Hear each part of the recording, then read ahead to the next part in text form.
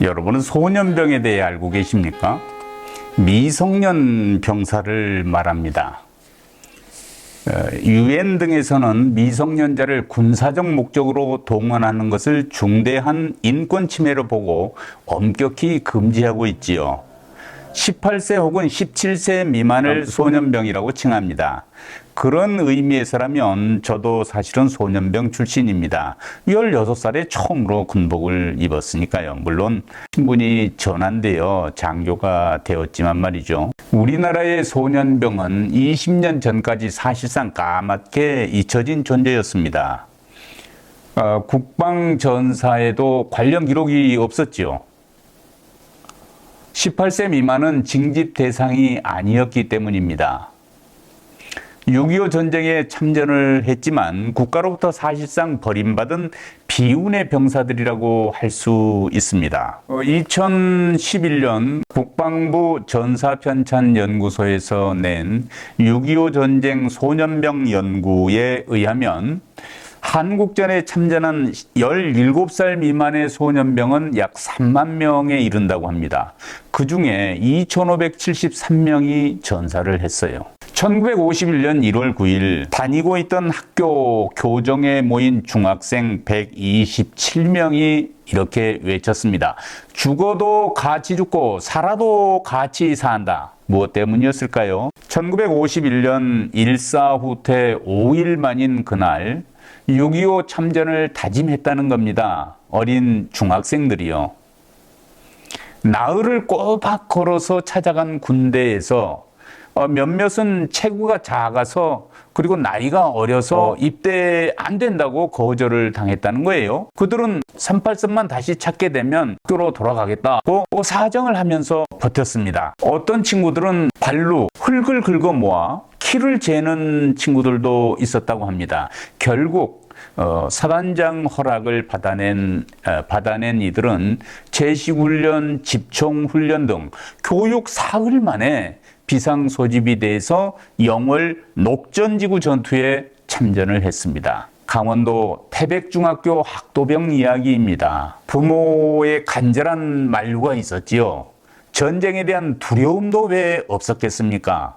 하지만 이것이 그들의 투지를 꺾지 못했다는 겁니다. 내 나라와 내 고장은 내가 지킨다는 의지가 너무 강했지요. 지금 생존해 있는 분이 들려주는 얘기입니다. 키가 155cm 정도밖에 안 됐으니까 그 당시 지급받은 M1 총보다 작아 보였던 그 10대 소년들. 72년이 흘러갔으니까 어느덧 구순에 가까운 백발 노인이 됐습니다. 눈만 감으면 떠오르는 선명한 기억이라고 합니다. 가슴에 항상 품고 살아가고 있지만 지금 호국 보훈의 달 6월만 되면 특히 전사한 전우들이 너무나 생각난다 이렇게 말들을 하고 있습니다. 그때 참전한 127명 가운데 18명을 떠나보냈다고 합니다.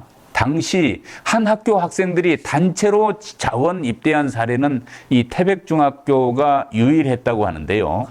형, 집에 돌아가면 우리 어머니께 나 잘 싸우다 죽었다고 전해줘 라고 말한 뒤 눈을 감은 전우의 마지막 모습은 아직도 떨쳐내지 못한 비극적인 순간이라고 회고하는 생존자가 있더군요.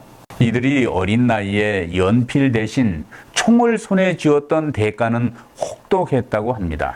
정규 교육과정과 같은 배움의 시기를 놓쳤으니까 그 이후가 더 문제 아니었겠습니까?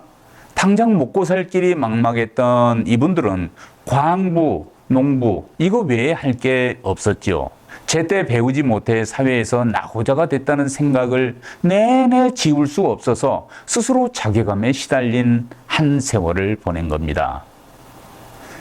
태백중 학도병들은 그래도 공식적인 군번이 주어져서 참전 사실이 확인된 케이스예요. 3만 명에 달하는 군번 없는 애국 영혼들이 구천을 떠돌고 있는 것이 현실입니다. 그러니까 태백중학교는 127명 이름으로 화백회라는 전우회를 만들어서 매년 6월 먼저 떠나보낸 전우를 기리고 있다고 합니다. 현재 살아있는 태백중학교 학도병은 15명 뿐이라고 하는군요. 생존 학도병은 급속도로 줄어들고 머지않아 모두들 떠나가시겠지요. 학도병에 대한 국가 차원의 예우가 필요하다고 외치고 있지만은 태백중 학도병과 참전 과정이 유사한 제1학도의용군이 받는 수당이나 대우 등은 크게 차이가 난다는 게 이분들의 주장입니다. 그러니까 국가는 합당한 대우를 그동안 해주지 못했던 것 같습니다.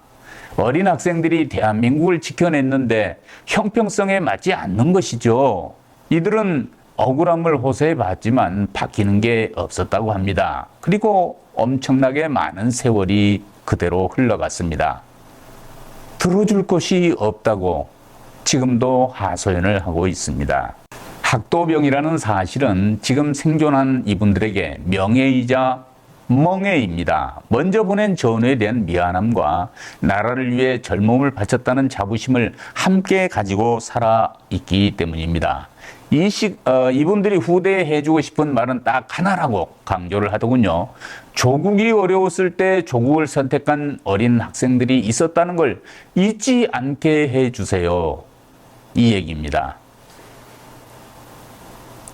2000년대 이후 관련 법안이 몇 차례 거론되었지만 구체적인 결실이 없는 상태라고 합니다. 그것도 이제 지칠 만큼 지쳤어요. 남은 소원은 이제 소년병의 공적을 인정하는 번듯한 현충시설 하나 마련하는 것이라고 합니다. 나라에 헌신하신 분들을 제대로 대우하는 나라, 이제 우리가 책임져야 합니다. 오늘 우리가 이렇게 번영을 구가하고 평화롭게 살 수 있는 것은 이런 헌신이 있었기 때문 아닙니까?